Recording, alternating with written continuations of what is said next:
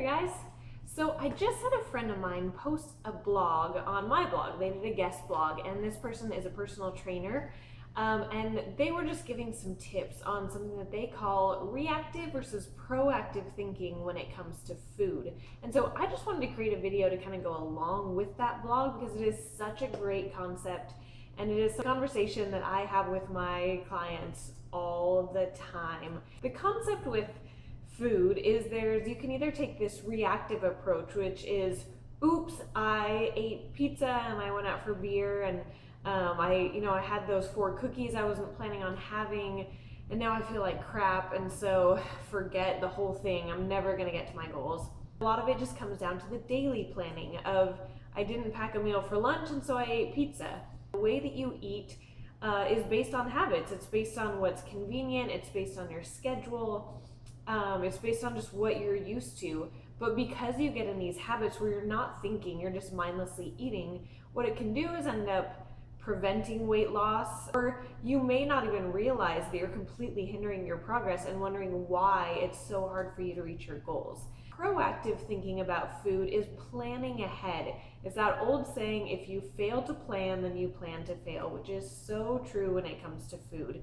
It does take some work, unfortunately, but so do all good things in life. And you plan, if you're having a busy weekend, you plan the routes that you're going to take to drive to the places you have to go. You might plan which stop you're going to make first, and which errands you're going to do, and what's going to be the most efficient with your time, and how you're going to get there, and when you're going to be able to get out of this thing in order to go meet your friends here. We're constantly planning and thinking through the events in our life and how to do them well and strategic. We fail to do it with food.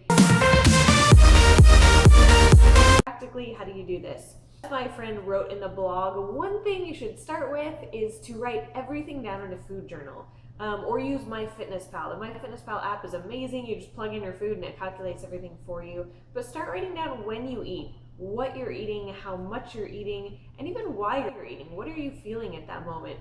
Do you find yourself eating pasta a lot when you're stressed out? Do you find yourself eating chips at work a lot because you're bored? Do you find yourself having drinks every single Friday to kind of take the tension out of the week? And what do those calories look like? How many calories are in a glass of wine or in a margarita? And how many calories are in a bowl of chips that you're snacking on? It's really good. You start to become aware of the food that you're eating and how much.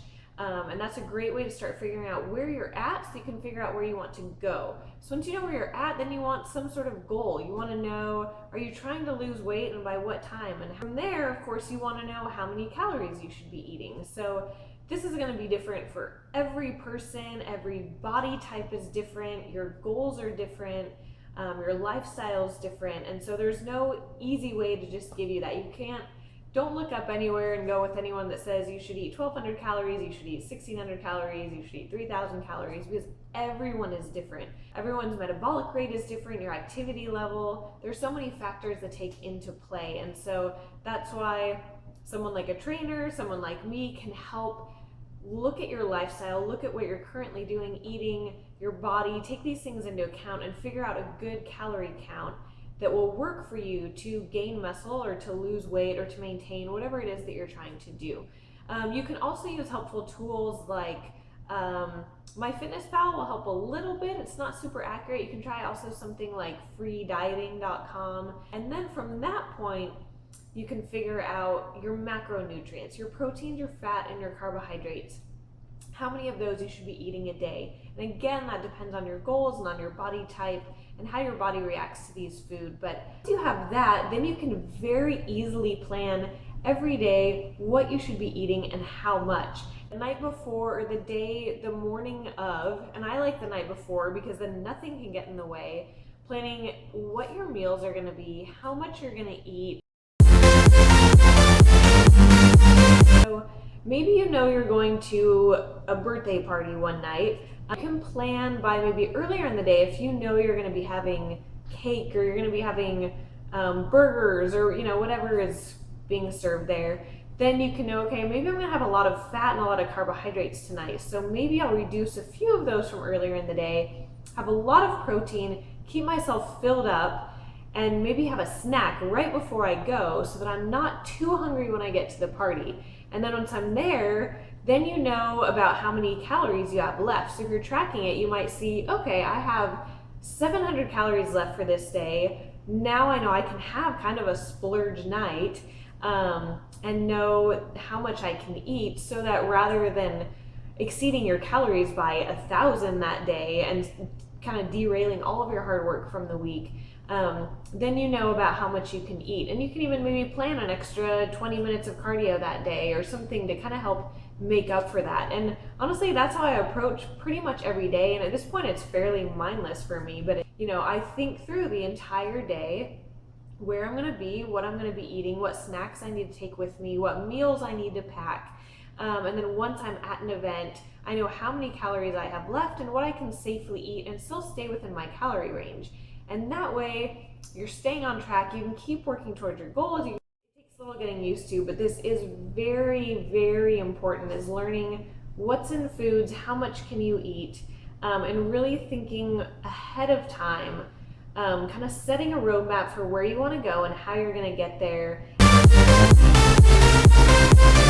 A very important thing to keep in mind is that your body is going to change and adapt. And so what you're doing today or this month or next month may not apply in 6 months. You might lose weight and have to adapt and lower your calories, or you may want to gain muscle and you may have to increase your carbohydrates and your protein and your calories. You constantly have to stay on top of it. You have to be aware of how your body's feeling, if you're gaining weight, if you're losing weight, and be willing to make adjustments along the way and try some different things. It's kind of a fine-tuning process, and it takes some time, it takes some experimentation. And so with that, be patient with the process. It takes time to figure out what your body needs.